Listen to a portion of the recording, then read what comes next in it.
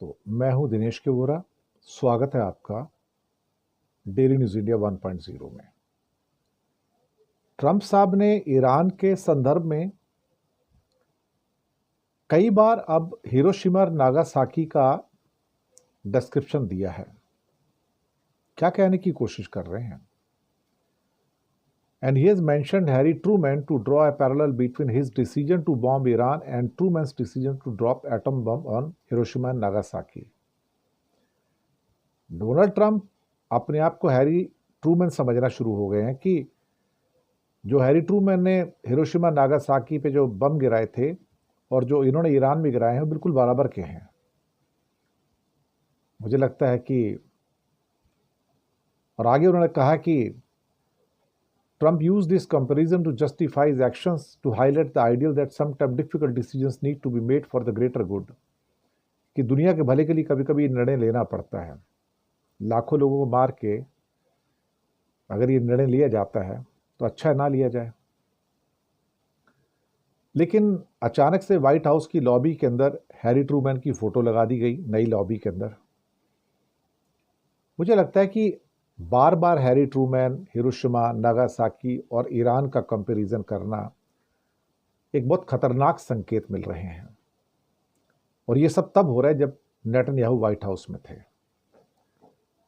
शायद ये इस बात का एक संकेत है कि हम उस खतरनाक मोड़ पर आकर खड़े हो गए हैं जहां पर शायद इजराइल से कहा जा रहा है कि तुम अल्टीमेट वेपन का यूज कर सकते हो, क्योंकि तुम्हारे पास 90 बॉम्ब हैं और जरूरत पड़े तो तुम ईरान को बर्बाद करने के लिए कर सकते हो और मैं तुम्हारे साथ खड़ा हूं। ये चीजें जो निकल कर आ रही हैं ये बहुत ज्यादा खतरनाक है, डराने वाली हैं। और ट्रंप ने यानी कि he often uses historical figures and events to frame his actions and policies, sometimes downright controversial, to justify his decision. और वो अपने डिसीजंस को जस्टिफाई करने के लिए पुराने हिस्टोरिकल फिगर्स जो अमेरिका के हैं उनके डिसीजंस और उनकी इवेंट्स और उनकी पॉलिसीज को कोट करते ताकि खुद को सही ठहराया जा सके।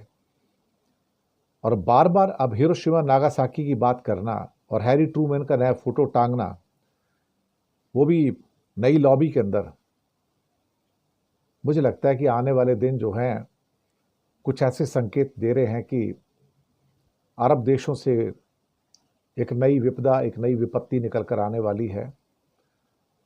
और ईरान को इस बात का आभास है कि इजराइल कभी भी एटम बम यूज कर सकता है और मुझे उम्मीद है कि ईरान इसके लिए तैयार होगा, क्योंकि अगर ये चोट मारी जाती है तो फिर उस चोट का जवाब भी दिया जाएगा। मुझे इस बात का पूरा यकीन है। और दूसरी बात, दुनिया में मैं कई बार कह चुका हूं, एटम बम गिरता है तो उसको रोकने की कोई तरकीब नहीं है, दुनिया में किसी के पास नहीं है।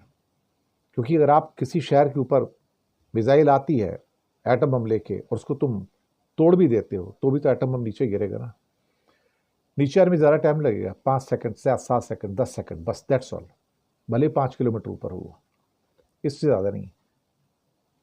और उसने विनाश तो वही करना है, क्योंकि उसके नीचे आते आते तापमान इतना बढ़ जाएगा जो कि ऑलमोस्ट 1000 डिग्री से लेकर 10,000 डिग्री का टेम्परेचर हो जाएगा और सब कुछ धुआं धुआं हो जाएगा। कुछ नहीं बचेगा, कुछ भी नहीं बचेगा। इजराइल को इसके लिए तैयार रहना चाहिए कि 16.5 लाख स्क्वायर किलोमीटर का ईरान 5000 बम से भी बर्बाद नहीं होगा, लेकिन 22,000 किलोमीटर के एरिया के लिए 4 बम काफ़ी हैं। बहुत ज़्यादा हो गया, 6 बाकी हैं, काफ़ी हैं, दैट्स ऑल। ये इजराइल को पता होना चाहिए। अगर जिस दिन वो और अमेरिका मिलकर पहले बम का इस्तेमाल करना चाहेंगे तो उन्हें याद रहना चाहिए कि फिर सामने वाले के पास भी कुछ माल मसाला है और ईरान शायद उसके लिए अब तैयार है। शुक्रिया।